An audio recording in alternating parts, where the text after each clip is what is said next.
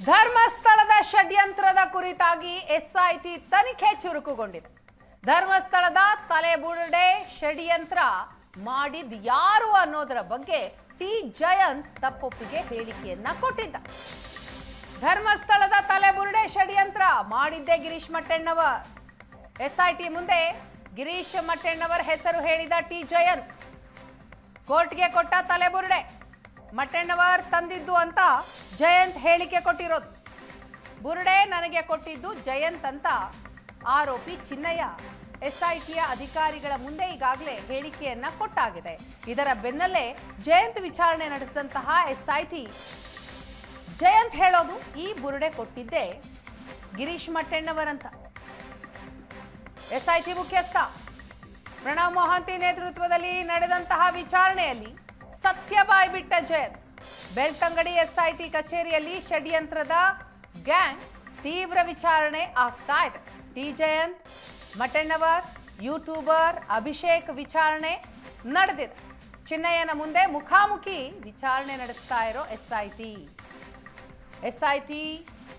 ತನಿಖೆ ಚುರುಕಾಗಿ ನಡೀತಾ ಇದೆ.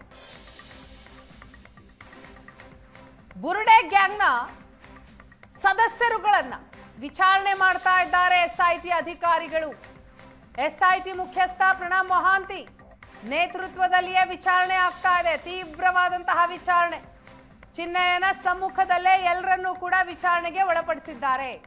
ಈ ವಿಚಾರಣೆಯ ಸಂದರ್ಭದಲ್ಲಿ ಜಯಂತ್ ಹೇಳೋದು ಬುರುಡೆ ತಂದು ಕೊಟ್ಟಿದ್ದು ಬೇರಾರು ಅಲ್ಲ, ಗಿರೀಶ್ ಮಟ್ಟಣ್ಣವರ್ ಅಂತ. ಚಿನ್ನಯ್ಯ ಈಗಾಗಲೇ ಎಸ್ಐಟಿ ಅಧಿಕಾರಿಗಳ ಮುಂದೆ ತನ್ನ ಸ್ಟೇಟ್ಮೆಂಟ್ ಅನ್ನ ಕೊಟ್ಟಾಗಿದೆ. ಜಯಂತ್ ನನಗೆ ಬುರುಡೆ ಕೊಟ್ಟಿದ್ದು ಅಂತ. ಈಗ ಜಯಂತನ ವಿಚಾರಣೆಗೆ ಒಳಪಡಿಸಿದಂತಹ ಸಂದರ್ಭದಲ್ಲಿ ಗಿರೀಶ್ ಮಟ್ಟಣ್ಣವರ್ ಹೆಸರು ಬಂದಿದೆ.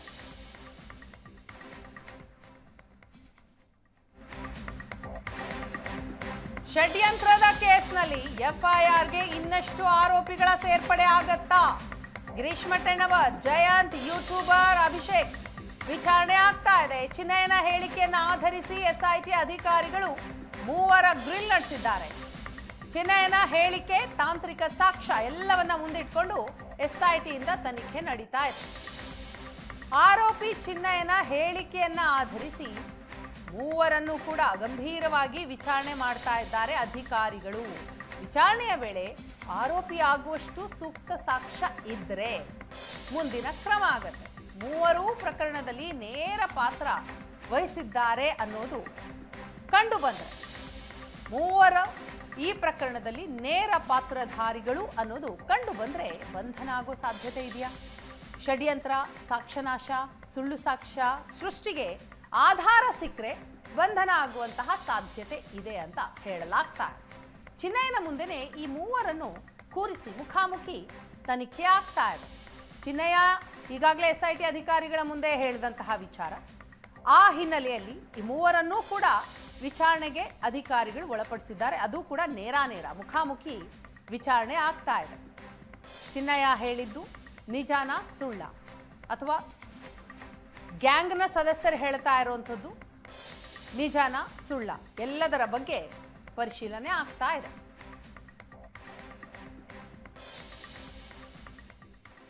ಈ ಬಗ್ಗೆ ಡೀಟೇಲ್ಸ್ ಕೊಡ್ತಾರೆ ನಮ್ಮ ಪ್ರತಿನಿಧಿ ಭರತ್. ಇದೀಗ ನಮ್ಮ ಜೊತೆ ಸಂಪರ್ಕದಲ್ಲಿದ್ದಾರೆ. ಭರತ್, ಧರ್ಮಸ್ಥಳ ಷಡ್ಯಂತ್ರ ವಿಚಾರಕ್ಕೆ ಸಂಬಂಧಪಟ್ಟ ಹಾಗೆ ಈಗ ಎಸ್ಐಟಿಯಿಂದ ತೀವ್ರವಾದಂತಹ ವಿಚಾರಣೆ ನಡೀತಾ ಇದೆ, ತನಿಖೆಗಳಾಗ್ತಾ ಇದೆ. ಈಗ ಬುರುಡೆ ಗ್ಯಾಂಗ್ನ ಮೂವರನ್ನ ಇವತ್ತು ವಿಚಾರಣೆಗೆ ಒಳಪಡಿಸಿದಂಥದ್ದು ಸದ್ಯ ಯಾವ ಹಂತದಲ್ಲಿ ಸಾಗ್ತಾ ಇದೆ ವಿಚಾರಣೆ, ಏನೆಲ್ಲ ಡೀಟೇಲ್ಸ್ ಲಭ್ಯ ಆಗ್ತಾ ಇದೆ, ಇದ್ರ ಜೊತೆಗೆ ಬುರುಡೆ ತಂದು ಕೊಟ್ಟಿದ್ದು ಯಾರು ಅನ್ನೋದರ ಬಗ್ಗೆ ಒಂದು ಕ್ಲಿಯರ್ ಪಿಕ್ಚರ್ ಈಗ ಅಧಿಕಾರಿಗಳ ಮುಂದೆ ಇದೆ ಅಂತ ಅನ್ಸುತ್ತೆ. ವೀಣಾ, ಹೌದು, ಇಡೀ ಪ್ರಕರಣ ಈಗ ಬೇರೆಯದೇ ಆಯಾಮದಲ್ಲಿ ಮತ್ತು ಮತ್ತೊಂದು ಮಗ್ಗಲಿನಲ್ಲಿ ವಿಚಾರಣೆಯ ಹಂತಗಳನ್ನು ತಲುಪಿರುವಂಥದ್ದು. ಯಾಕಂದ್ರೆ ಚಿನ್ನಯ್ಯ ಕೊಡುವಂತಹ ಹೇಳಿಕೆಗಳ ಮೇಲೆ 164 ಕೊಟ್ಟವನು ಆ ಬಳಿಕ ತನ್ನ ಹೇಳಿಕೆಗಳನ್ನು ತಿರುಗಿಸ್ತಾನೆ. ಬೇರೆ ರೀತಿಯಲ್ಲಿ ತನಗೆ ಷಡ್ಯಂತ್ರಗಳಾಗಿದೆ, ತನ್ನನ್ನ ಸುಳ್ಳು ಹೇಳಿ ಈ ರೀತಿಯ ಮಾಡಲಿಕ್ಕೆ ಪ್ರಯತ್ನ ಪಡಲಾಗಿದೆ ಅನ್ನುವಂಥದ್ದನ್ನೆಲ್ಲ ಹೇಳ್ತಾ ಇದ್ದಾನೆ. ಹಾಗಾಗಿ ಆತನ ಹೇಳಿಕೆಗಳನ್ನು ರೆಕಾರ್ಡ್ ಮಾಡಿಕೊಂಡ ಅಧಿಕಾರಿಗಳು ಅಂತವರನ್ನ ಕರ್ಕೊಂಡು ಬರುವಂತ ಪ್ರಯತ್ನಗಳನ್ನ ಮಾಡಿದ್ದಾರೆ. ಅಂತವರಿಗೆ ನೋಟಿಸ್ ಕೊಡಲಾಗಿದೆ. ಅದರಲ್ಲಿ ಯೂಟ್ಯೂಬರ್ ಅಭಿಷೇಕ್ ಒಬ್ಬರಾದ್ರೆ, ಜಯಂತ್ ಟಿ ಮತ್ತೊಬ್ಬ, ಗಿರೀಶ್ ಮಟ್ಟಣ್ಣವರು ಇನ್ನೊಬ್ರು. ಹಾಗಾಗಿ ಮೂರು ಜನರನ್ನ ಕೂಡ ಏಕಕಾಲದಲ್ಲಿ ವಿಚಾರಣೆ ನಡೆಸಲಾಗ್ತಾ ಇದೆ. ಅಭಿಷೇಕ್ಗೆ 3ನೇ ದಿನ ಇವತ್ತು, ಅದ್ರ ಜೊತೆಗೆ ಜಯಂತ್ಗೆ ಇವತ್ತು 2ನೇ ದಿನ, ಆದ್ರೆ ಗಿರೀಶ್ ಭಟ್ ಅವರಿಗೆ ಇದು ಆರಂಭಿಕ ದಿನ. ಯಾಕಂದ್ರೆ ಬಹಳ ಪ್ಲಾನಿಂಗ್ ಆಗಿ ಇವರು ವಿಚಾರಣೆ ಮಾಡ್ತಾ ಇದ್ದಾರೆ. ಯಾಕಂದ್ರೆ ಆರಂಭದಲ್ಲಿ ಯಾಕಂದ್ರೆ ಆರಂಭದಲ್ಲಿ 3 ದಿನಗಳ ಕಾಲ ಆರಂಭದ 3 ದಿನಗಳ ಕಾಲ ಯೂಟ್ಯೂಬರ್ ನಿಂದ ಬಹಳ ಮಾಹಿತಿಗಳನ್ನು ಅವರು ಪಡ್ಕೊಂಡಿದ್ದಾರೆ. ಅದರಿಂದ ಒಂದಷ್ಟು ಪ್ರಶ್ನೆಗಳು ತಯಾರಾಗಿದೆ. ಅದ್ರ ಜೊತೆಗೆ ಈತ ಏನಿದ್ದಾನೆ ಆರೋಪಿ ಚಿನ್ನಯ್ಯ ಏನಿದ್ದಾನೆ ಆತ ಮತ್ತು ಇವನು ಕೊಟ್ಟಂತಹ ಹೇಳಿಕೆ, ಯೂಟ್ಯೂಬರ್ ಕೊಟ್ಟ ಹೇಳಿಕೆಗಳ ಮೇಲೆ 2ನೇ ದಿನಕ್ಕೆ ಜಯಂತ್ ಟಿಯನ್ನು ವಿಚಾರಣೆ ನಡೆಸಿದ್ದಾರೆ. ಜಯಂತ್ ಟಿಗೆ ಇವರಿಬ್ಬರು ಕೊಟ್ಟ ಹೇಳಿಕೆಗಳ ಮೇಲೆ ಒಂದಷ್ಟು ಪ್ರಶ್ನೆಗಳನ್ನು ಮುಂದಿಟ್ಟಿದ್ದಾರೆ. ಹೀಗಾಗಿ ಆ 3 ಜನರ ಪ್ರಶ್ನೆಗಳನ್ನ ಈಗ ತಯಾರು ಮಾಡಿ ಮಟ್ಟಣ್ಣನವರ ಮುಂದಿಡಲಾಗಿರುವಂತದ್ದು. ಅಂತಿಮವಾಗಿ ಕೆಲವೊಂದು ವಿಚಾರಗಳನ್ನು ಇವರೆಲ್ಲರ ವಿಚಾರಣೆಗಳ ಹಂತದಲ್ಲಿ ಒಂದಷ್ಟು ಮಟ್ಟಣ್ಣನವರು ಕೊಡುವಂತಹ ಹೇಳಿಕೆಗಳಲ್ಲಿ ಕೆಲವೊಂದು ಗೊಂದಲಗಳನ್ನ, ಏನಾದ್ರೂ ವೈರುಧ್ಯಗಳು ಕಂಡು ಬಂದ್ರೆ ಅಂತವರ ವಿರುದ್ಧ ಕ್ರಮಗಳನ್ನ ಕೈಗೊಳ್ಳುವ ಸಾಧ್ಯತೆಗಳು ಇರುವಂತದ್ದು. ಯಾಕಂದ್ರೆ ಒಬ್ಬ ಕೊಡುವ ಹೇಳಿಕೆಗಳ ಆಧಾರದಲ್ಲಷ್ಟೇ ಅವರನ್ನ ಬಂಧಿಸಿ ಕ್ರಮ ಕೈಗೊಳ್ಳುವ ಅಧಿಕಾರಗಳಿಲ್ಲ. ಹಾಗಾಗಿ ಅವರಿಗೆ ನೋಟಿಸ್ ಕೊಟ್ಟು ಸಾಕ್ಷ್ಯ ವಿಚಾರಣೆಯ ಹೆಸರಿನಲ್ಲಿ ಈಗ ತನಿಖೆಯನ್ನು ನಡೆಸಲಾಗ್ತಾ ಇದೆ. ಆದ್ರೆ ಈ ವಿಚಾರಣೆಯ ಸಂದರ್ಭದಲ್ಲಿ ಅವರ ವಿಚಾರಣಾ ಹೇಳಿಕೆಗಳಲ್ಲಿ ಯಾವ್ದಾದ್ರು ಗೊಂದಲಗಳಿದ್ರೆ, ಅವ್ರೇನೋ ಸುಳ್ಳು ಹೇಳ್ತಾ ಇದ್ದಾರೆ ಅಂತ ಅನಿಸುವಂತಿದ್ರೆ, ಅದ್ರ ಜೊತೆಗೆ ಆ ಹೇಳಿಕೆಗಳ ಆಧಾರದಲ್ಲಿ ಮತ್ತೊಂದಷ್ಟು ಸಾಕ್ಷ್ಯಗಳನ್ನ ಸಂಗ್ರಹಿಸುವಂತ, ಮತ್ತೊಂದಷ್ಟು ಸಾಕ್ಷ್ಯಗಳನ್ನು ಇದಕ್ಕೆ ಸಂಬಂಧಪಟ್ಟಂತೆ ಪ್ರೊಡ್ಯೂಸ್ ಮಾಡುವಂತ ಅಧಿಕಾರವನ್ನ ಕೂಡ, ಅದರ ಬಗ್ಗೆ ತನಿಖೆಯನ್ನು ಮುಂದುವರಿಸುವಂತದ್ದು ಕೂಡ SIT ಮಾಡಬಹುದು. ಈಗಾಗಲೇ ಜಯಂತ್ ಟಿ ತನ್ನ ಹೇಳಿಕೆಯ ಸಂದರ್ಭದಲ್ಲಿ, ವಿಚಾರಣೆಯ ಸಂದರ್ಭದಲ್ಲಿ ಬುರುಡೆಯನ್ನ ತಂದುಕೊಟ್ಟಿದ್ದು ಗಿರೀಶ್ ಭಟ್ಟಣ್ಣನವರ್ ಅನ್ನುವಂಥದ್ದನ್ನ ಬಹಳ ಸ್ಪಷ್ಟವಾಗಿ ಹೇಳಿರುವಂತದ್ದು. ಯಾಕಂದ್ರೆ ಈಗಾಗಲೇ ಈತ ಹೇಳಿರುವಂತದ್ದು, ಚಿನ್ನಯ್ಯ ಹೇಳಿರುವಂತದ್ದು, ನನಗೆ ಬುರುಡೆ ತಂದುಕೊಟ್ಟಿದ್ದು ಜಯಂತ್ ಟಿ, ಅಂದ್ರೆ ಸ್ಯಾಟಲೈಟ್ ಬಸ್ ನಿಲ್ದಾಣದಲ್ಲಿ ಇಳಿತಾನೆ, ಬೆಳದಿಂದಿಂದ ನೇರವಾಗಿ ಜಯಂತ್ ಟಿ ಮನೆಗೆ ಬರ್ತಾನೆ, ಅಲ್ಲಿ ಬುರುಡೆ ಇರುತ್ತೆ. ಆ ಬುರುಡೆಯನ್ನ ತೆಗೆದುಕೊಂಡು